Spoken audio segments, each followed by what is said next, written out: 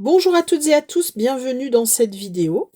J'espère que vous allez bien et nous allons aborder aujourd'hui un sujet que j'aime vraiment beaucoup lorsqu'il se présente à moi, c'est les séances de magnétisme pour les animaux.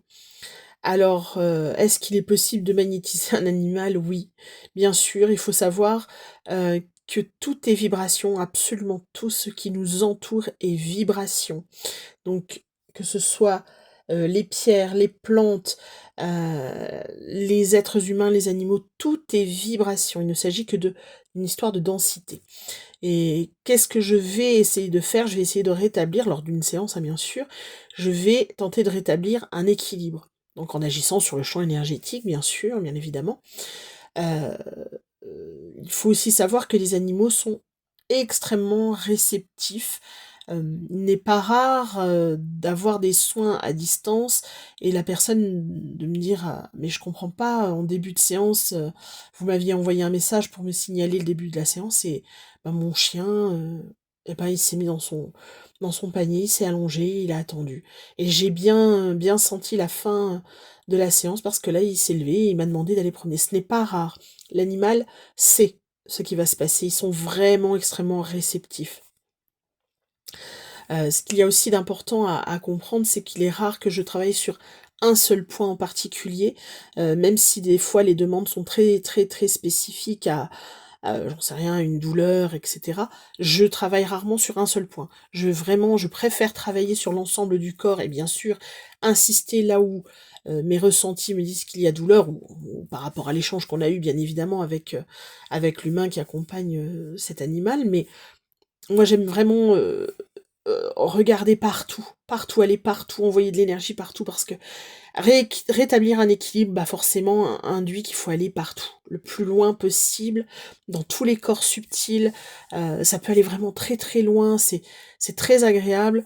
Il y a beaucoup de demandes, différentes. On va avoir des demandes pour les blessures, la douleur, les animaux agressifs, nerveux. Moi particulièrement, les demandes que j'ai le plus, c'est les accompagnements de fin de vie et ça, c'est vrai que ce n'est absolument pas triste, c'est très, très doux et agréable. C'est souvent une communication directement avec son humain, vraiment en direct, heu, plus pour rassurer l'humain que l'animal qui lui sait vers où il va, mais vraiment c'est magnifique. Ce sont des séances qui sont toujours très riches en émotions et quand je dis émotions, c'est pas forcément négatif, c'est vraiment très doux, agréable. Alors bien évidemment, heu nous que praticiens, enfin moi en tant que praticienne, il faut vraiment que je sois très attentive, puisque quand on fait une séance avec un animal, ils n'ont pas le langage parlé, bien sûr, mais ils ont un autre langage et ce langage-là, ils sont beaucoup dans l'amour, il n'y a pas de condition à cet amour d'ailleurs, c'est vraiment, vraiment un amour inconditionnel. Et ils vont beaucoup communiquer en images, en ressentis, vraiment c'est extrêmement, je me répète, mais c'est extrêmement subtil, donc il faut vraiment être très attentif. C'est vraiment, heu, c'est vrai que je me répète, mais c'est vraiment extrêmement agréable, d'harmoniser les énergies d'un animal et quel qu'il soit, heu on va, procéder de la même façon que pour l'être humain. C'est-à-dire que, par exemple, s'il faut rééquilibrer des chakras, eh bien, on rééquilibre des chakras. S'il y a des choses à nettoyer, si je puis dire, ben, on va les nettoyer. Si on doit apaiser des douleurs, on va les apaiser. De la même façon, c'est vraiment la même chose. Alors par contre, la durée est vraiment variable pour les animaux, parce que ça dépend du type d'animal. Heu, et de la pathologie aussi que l'on traite, heu, de l'importance qu'elle a, acquis dans cet animal. Sinon, ce qui est important aussi de signaler, c'est que, jamais un soin ne se substituera à, un soin vétérinaire. Donc le soin magnétisme ne se substituera jamais, jamais, jamais à un soin vétérinaire. Par contre, c'est un super accompagnant. On est vraiment, oui, vraiment dans l'accompagnement, le pour tout ce qui est, oui, douleur, arthrose, fin de vie et moi j'ai eu beaucoup, beaucoup, beaucoup, beaucoup, beaucoup de demandes dans ce sens-là, de douleur et fin de vie. C'est vraiment très, très, très, impactant pour l'animal.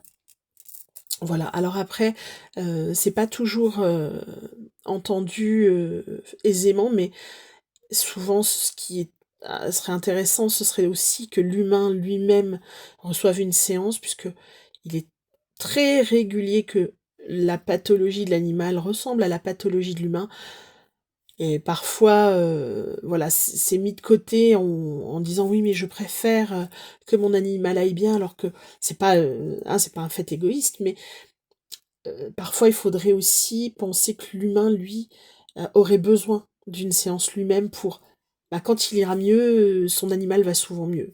Voilà. Je parle des pathologies, je me souviens d'avoir eu, une séance, sur un animal qui présentait un eczéma, mais vraiment énorme, et l'humain, qui se présente à moi, alors là, pour le coup, c'était en présentiel, mais qui se présente à moi était, recouvert d'eczéma et c'est vrai que, voilà, ça aurait été bien, enfin, ce serait bien des fois de voir, pour le type de pathologie, de se dire: «Bah, tiens, est-ce que l'humain n'en aurait pas besoin non plus?» Voilà. J'espère que ce sujet vous aura intéressé.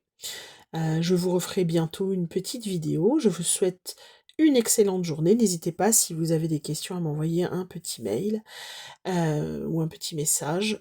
À bientôt! Au revoir!